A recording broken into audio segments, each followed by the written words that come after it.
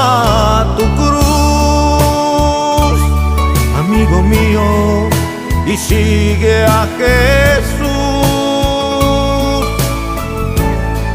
Él puede llenarte de gozo, llenarte de luz. Toma tu cruz, amigo mío, y sigue a Jesús.